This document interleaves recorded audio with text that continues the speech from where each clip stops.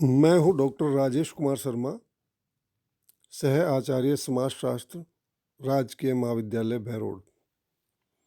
प्रिय विद्यार्थियों, आज का ये व्याख्यान BA part second, paper first, सामाजिक अनुसंधान की पद्धतियों के अंतर्गत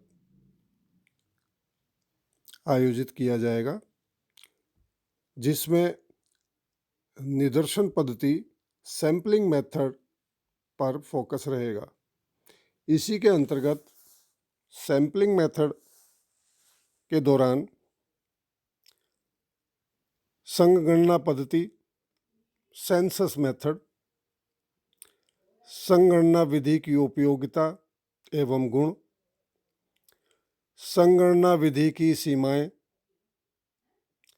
साथ ही निदर्शन पद्धति के इस चैप्टर पर संपूर्ण व्याख्यान भी जारी रहेगा, जो कंटिन्यूएशन में रहेगा। नेक्स्ट स्लाइड देखिए।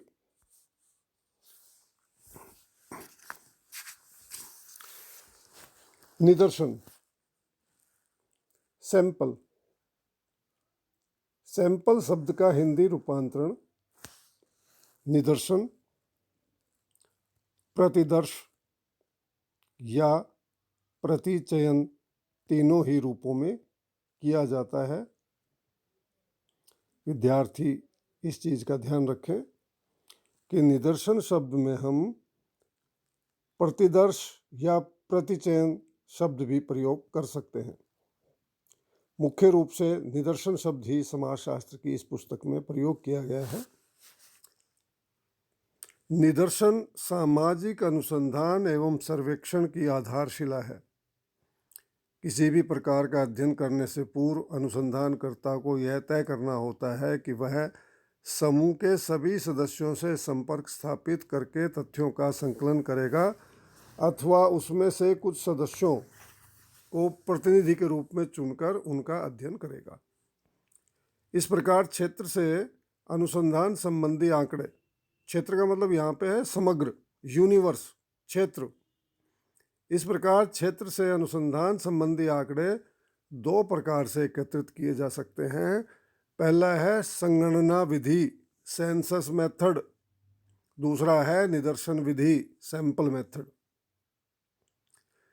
संगणना विधि, सेंसस मेथड में अनुसंधानकर्ता समग्र, यूनिवर्स, क्षेत्र अर्थात संपूर्ण क्षेत्र का अध्ययन करता है।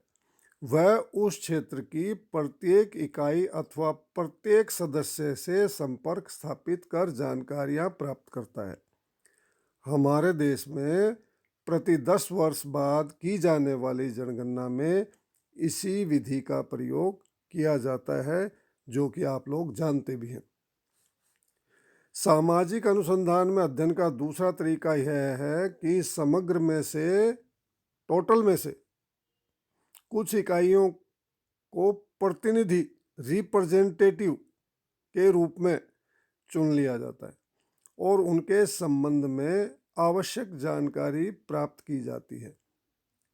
इसमें सभी इकाइयों से नहीं मिलना, हमें टोटल इकाइयों में से कुछ इकाइयां छांट लेनी है, जिनमें वो कुछ इकाइयों में ही सारे समग्र की विशेषताएं सम्मिलित हों, को छांट लेना है, जिसको निदर्शन कहते हैं, निदर्शन विधि कहते हैं। सैंपलिंग मेथड से ऐसा किया जाता है। उदाहरण के लिए यदि हम ब्यावर महाविद्यालय के छात्रों के पंजाब समस्या पर विचार जानना चाहते हैं तो संगणना विधि में हमें महाविद्यालय के सभी छात्रों से संपर्क स्थापित या कर सूचनाएं संकलित करनी होगी, जबकि निदर्शन पद्धति में कुछ छात्रों को प्रतिनिधि के रूप में चुनकर उन्हीं का अध्ययन किया जाएगा। निदर्शन पद्धति का उल्लेख करने से पूर्व यहाँ संगणना पद्धति पर विचार कर लेना उपयुक्त रहेगा। संगणना पद्धति, सेंसस मेथड। संगणना पद्धति अध्ययन की ये वह विधि है जिसके अंतर्गत समग्र अथवा क्षेत्र की सभी इकाइयों का अध्ययन कर सूचनाएं इकट्ठी की जाती हैं। अनुसंधान एवं सर्वेक्षण के प्रारंभिक वर्षों में संगणना विधि द्वारा ही अध्ययन किया जाता था। आज भी जिन विषयों के बारे में पूर्ण शुद्धता की आवश्यकता होती है वहाँ संगणना विधि सेंसस मेथड का ही उपयोग किया जाता है। इसका सबसे अधिक उपयोग जनगणना में होता है, जिसमें प्रत्येक परिवार के पास जाकर संबंधित सूचनाएं एकत्रित की जाती है, किंतु वर्तमान में सामाजिक अनुसंधान में संगणना विधि का प्रयोग बहुत ही कम होता है। संगणना विधि की उपयोगिता एवं गुण, utility and merits of census method. संगणना विधि के ऊपर अभी हम फोकस कर रहे हैं। अभी हम इसकी उपयोगिता और गुण के बारे में बता रहे हैं, लेकिन बाद में सैम्पलिंग मेथड के बारे में बताएंगे। आपको ये भी पता लगेगा कि किस तरह से पूरी जनसंख्या से बात करने के बावजूद वही निष्कर्ष निकलते हैं जो साइंटिफिक तरीके से सैम्पलिंग मेथड से कुछ इकाइयों को चुनकर भी हम वही निष्कर्ष निकाल पाते हैं। ऐसा सामाजिक वैज्ञानिकों ने कुछ तरीके ढूंढे हैं जिनमें कम पैसा खर्च होता है, कम श्रम की आवश्यकता पड़ती है और कम समय में पूरा अनुसंधान हो जाता है, और वो भी वैज्ञानिक निष्कर्षों के साथ। अब हम संगणना विधि की उपयोगिता और गुण की चर्चा कर रहे हैं। संगणना विधि का उपयोग ऐसे अनुसंधानों के लिए किया जाता है, नंबर 1, जिनका क्षेत्र सीमित हो। नंबर 2, जिनमें विविध गुणों वाली इकाइयाँ हों। नंबर 3, जब प्रत्येक इकाई का अध्ययन करना आवश्यक हो। नंबर 4, जहाँ परिशुद्धता की अत्यधिक मात्रा अपेक्षित हो। नंबर 5, जहाँ अनुसंधानकर्ता के साधन पर्याप्त हों।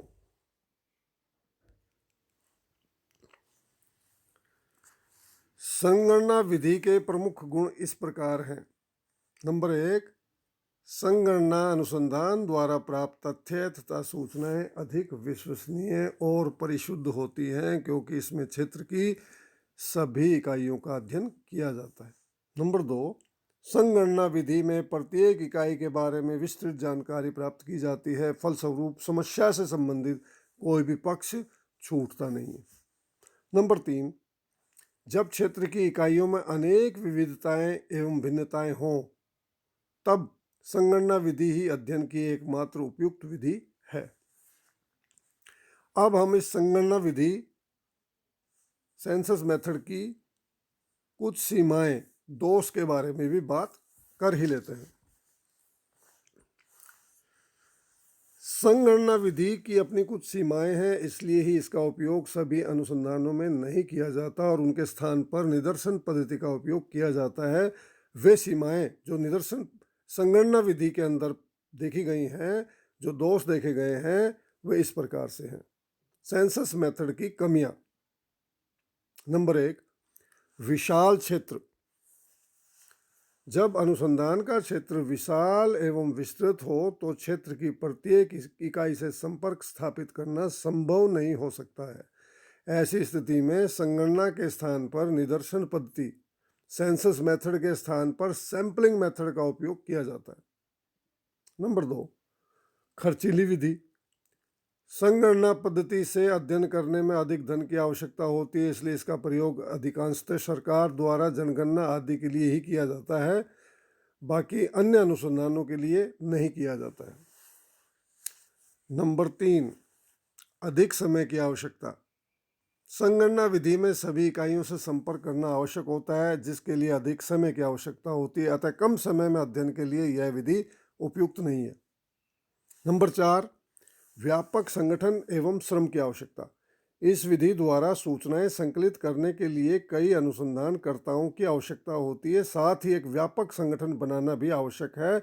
जब अनुसंधानकर्ताओं की कमी हो तो इस विधि के स्थान पर निदर्शन विधि का, सैंपल मेथड का उपयोग किया जाता है। नंबर 5, अनुसंधान की प्रकृति एवं उद्देश्य। यदि किसी अनुसंधान में इकाइयों में बहुत अधिक सजातीयता हो तथा निदर्शन विधि द्वारा प्राप्त निष्कर्षों में बहुत अधिक अंतर न हो, तब भी संगणना विधि का उपयोग अनुपयुक्त प्रतीत होता है।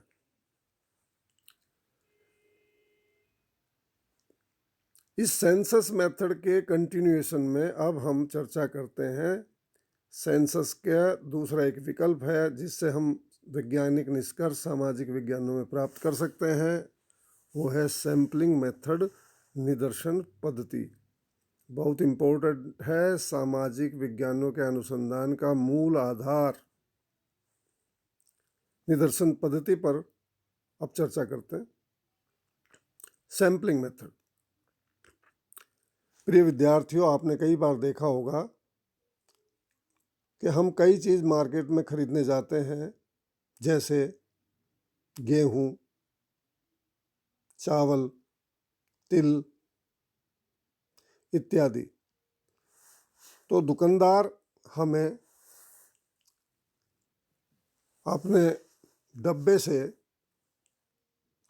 वो खाद्य पदार्थ दिखाता है, तो हम उसमें से थोड़े से खाद्य पदार्थ अपनी मुट्ठी में लेकर देखने की कोशिश करते हैं और उससे हमें अंदाज़ा हो जाता है कि लगभग ये चीज़ किस गुणवत्ता की है।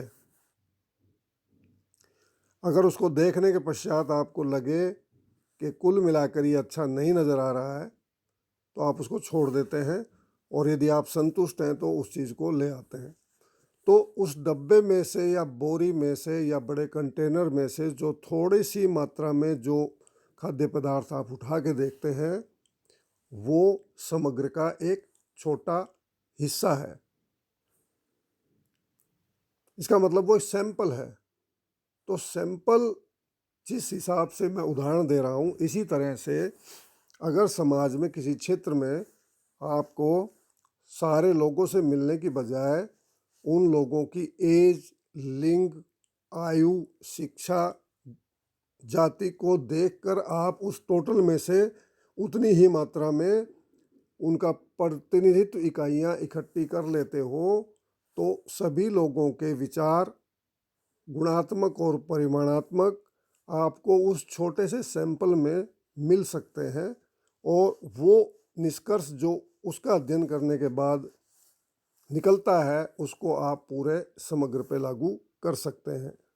तो ये सैंपल मेथड है। इसमें कई तरह के सैंपल मेथड के प्रकार हम आगे पढ़ेंगे एक एक करके। बहुत इम्पोर्टेंट विषय है, इस पे हमें फोकस करना चाहिए। अब मैं निदर्शन पद्धति के बारे में पुस्तक अनुसार कुछ आपको बताना चाह रहा हूँ, ध्यान से सुनिए। समग्र में से कुछ इकाइयों को अध्ययन करने हेतु प्रतिनिधि के रूप में चुनना निदर्शन कहलाता है। निदर्शन का प्रयोग अति प्राचीन काल से होता रहा है। दैनिक जीवन में भी हम निदर्शन विधि का प्रयोग खूब करते हैं। गृहिणियाँ चावल पके हैं या नहीं यह जानने के लिए चमचे से कुछ चावलों को परीक्षण करके देखती है। इसी प्रकार से बाजार से गेहूं, चावल, दाल आदि खरीदते समय बोरियों में से मुट्ठी भर दाने लेकर उनकी जांच करते हैं, अथवा आम खरीदते समय टोकरे में से एक दो आम चखकर सभी आमों के बारे में निर्णय लेते हैं। केवल एक बूंद रक्त की परीक्षा कर डॉक्टर रोगी के रक्त के बारे में निष्कर्ष निकाल लेता है। व्यापारी लोग गुड़, शक्कर, मिर्च, धनिया, रुई, कपड़ा एवं हजारों चीज़ों की परख के लिए ढेर में से कुछ नमूना लेकर निष्कर्ष निकालते हैं और इस निष्कर्ष को सारे ढेर पर लागू मानते हुए निर्णय करते हैं। इस प्रकार निदर्शन का प्रयोग दैनिक जीवन में आम आदमी द्वारा व्यापक रूप से किया जाता है। मुझे लगता है आप लोगों को ये बात समझ आ गई होगी। स्टीफन का मत है कि नियमित जनगणनाओं का आयोजन करने से पूर्व सदैव ही निदर्शन का प्रयोग किया जाता रहा है। सन 1900 में से पूर्व सामाजिक अनुसंधान में निदर्शन का प्रयोग बहुत ही कम हुआ है। बाउले ने लंदन में सर्वप्रथम घरों का अध्ययन करने के लिए दैव निदर्शन पद्धति का प्रयोग किया था। आज तो अनुसंधान एवं सर्वेक्षण में निदर्शन का प्रयोग एक आवश्यक चरण बन गया है। प्रिय विद्यार्थियों, इस व्याख्यान से जुड़ा हुआ ई कंटेंट प्रिंटेड मैटर आपके व्हाट्सएप ग्रुप पर भी उपलब्ध कराया जा रहा है। व्हाट्सएप ग्रुप पर उपलब्ध इस मैटर का आप अध्ययन करें और इस ऑडियो वीडियो को ध्यान से सुनकर अपने परीक्षा की तैयारियां करें। अब ये व्याख्यान यही समाप्त होता है। धन्यवाद।